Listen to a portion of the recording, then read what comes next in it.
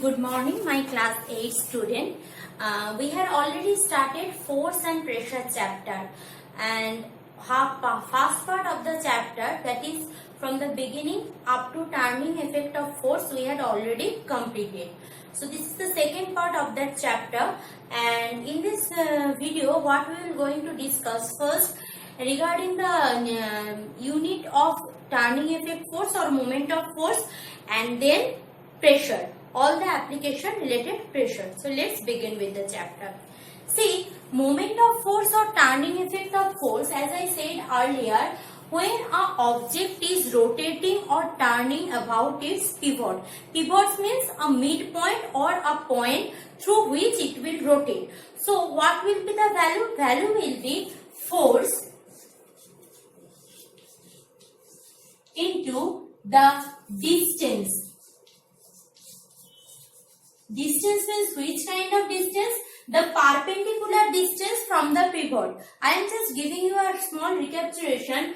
Remember, there is a midpoint and there is a circular disc. So this circular disc is rotating about its pivot. Means if I am giving force here, so this will be the perpendicular direction, perpendicular distance from pivot to this. So if I give force here, so turning effect of force will be, value will be, or moment of force will be F into the distance. Distance means perpendicular distance.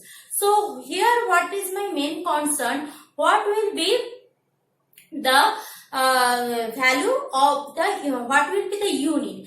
See, we already know unit of force in SI system is Newton. Unit of force in SI system is Newton. We know this is the unit of force in SI system, and the distance unit in SI system what? Meter.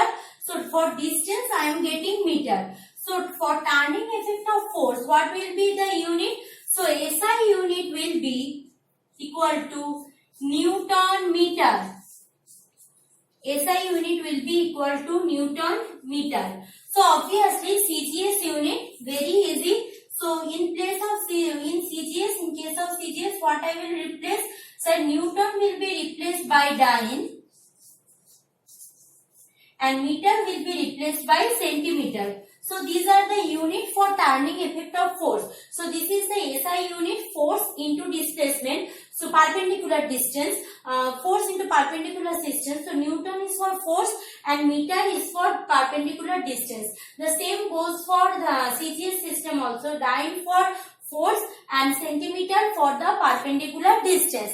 Clear? So this is all about turning effect of force. Now I am going for the next half of the chapter. Next up, that is called pressure. As we know from the very early of when we started studying physics from class 7 or 6, we know little bit about force, thrust, pressure, this kind of things. See, whenever a force is applied from any direction, that I call force. Means what? Suppose this is an object. Clear? So this is an object. On this object, force can be applied like that. Force can be applied like that. Force can be applied like that. Force can be applied like that. Or might be like this. So in between 1, 2, 3, 4, 5 forces, you can see this and this are only perpendicular on this surface. So this and this force are only perpendicular.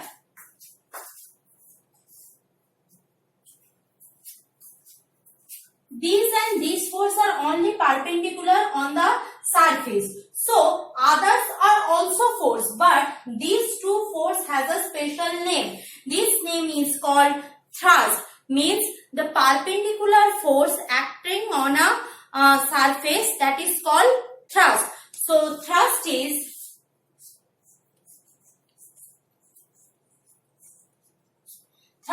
what? Thrust is the force acting normal on a surface, normal or perpendicular. If there is any inclination, that force will not term as thrust. That force will not term as thrust. Why we are so concerned about perpendicular force? I am telling you later on. Because this chapter is whole about pressure.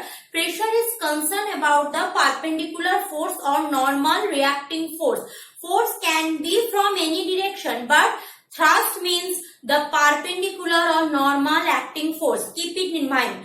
Okay, so thrust, so it is obvious. So if I am holding something, on my hand, so here in the bottom part, this is the surface of the object. So the weight of the object will acting downward. So in this case, that weight is the force. So that force is the thrust here, because the weight is always acting downward. Showing you by a diagram. So suppose the object is, this object is on my hand. So the object or weight will be acting always well, acting always in downward direction, So what? So this will be the thrust. This weight will be termed as thrust. Same goes for that law of flotation. In previous chapter we know that is when an object is floating on water, then perpendicular force acting on the object, that is called upthrust. Depending on that, some object can float, some object may submerge, and some object may sink.